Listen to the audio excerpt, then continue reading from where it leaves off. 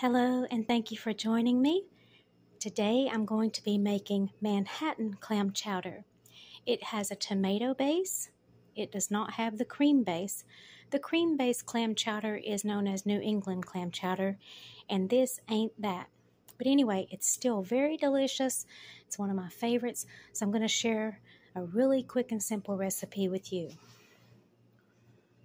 I'm going to use Spice Barn Italian seasoning because it has a lot of good stuff in it. It has oregano, parsley, thyme, margarine, rosemary, sage, basil, black pepper, and nutmeg. It has a really interesting flavor, and it's very nice in Manhattan clam chowder. I've got 3 cans of rinsed, diced potatoes. You can use fresh potatoes. That's completely up to you, as long as it comes out to about 6 cups. Okay. I have diced tomatoes. That's a 14-ounce can. I have tomato sauce, 14-ounce can. I have golden corn, 14-ounce can. I'm only going to be using about half. I have bumblebee whole baby clams, and I have Snow's chopped clams. I like to mix because it gives it a better texture than using the same clam throughout the entire soup. I have about a cup of diced carrots. These are fresh. You can use frozen if you like. I just happen to have fresh on hand. I need to use them up.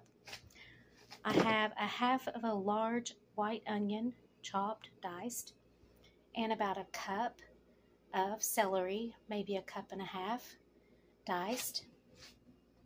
I have some canola oil for frying. I have some butter, and I have some bacon.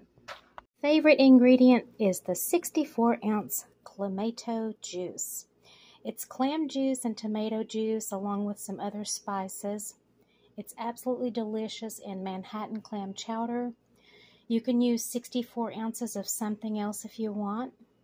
That's completely up to you. Some people use chicken broth. Some people use vegetable broth. Some people have their own seafood broth that they have made for Manhattan clam chowder. I'm lazy, and so I'm going with clamato. Also, I love the taste. 3 slices of wright's bacon, which is a really thick bacon, chopped up here, and I've got 2 tablespoons of oil.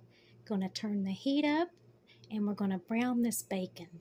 So we're about halfway through here. We want to kind of crisp the bacon before we take it out. We're going to remove the bacon, and we're going to leave the bacon fat and the oil in the pan. So I removed the bacon, added 2 tablespoons of butter. I'm going to add the carrots first, and I'm going to saute them for about 5 minutes, along with the celery, because they are the harder vegetables, and the onions. We're going to add the canned vegetables later. I gave it a stir, and now I'm going to turn the heat back up to medium-high. I'm going to put the lid on, and I'm going to simmer on medium-high for about 5 minutes. Took the lid off, gave it a stir. Going to let it simmer about 5 more minutes. Check it again. Gave it another stir. Going to let it go about 5 more minutes covered. Going to let it simmer a little more. Takes about 15 to 20 minutes to simmer these vegetables to get them tender. I added all of the vegetables. I added all the clamato juice. I added 1 teaspoon of Italian seasoning. Now I'm going to bring this to a boil.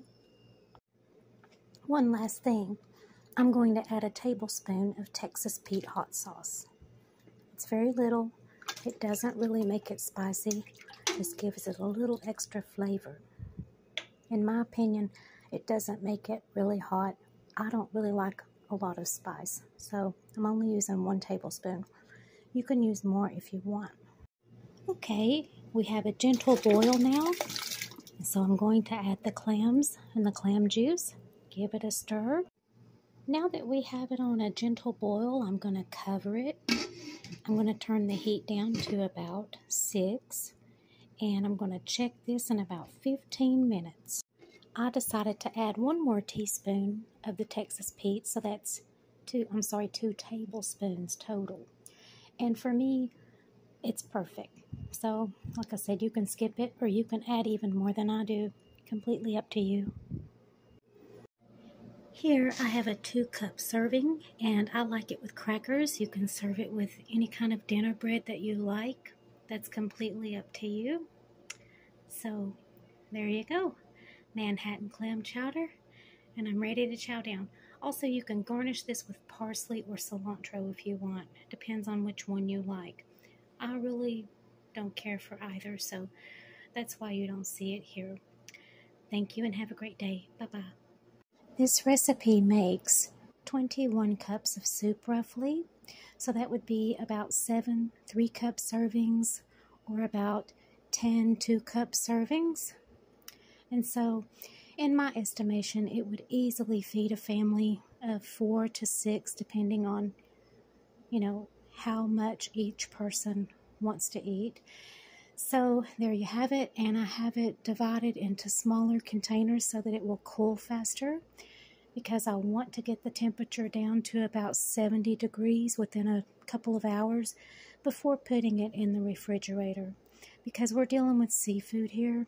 And so I want to take all the food safety precautions that are recommended by the FDA.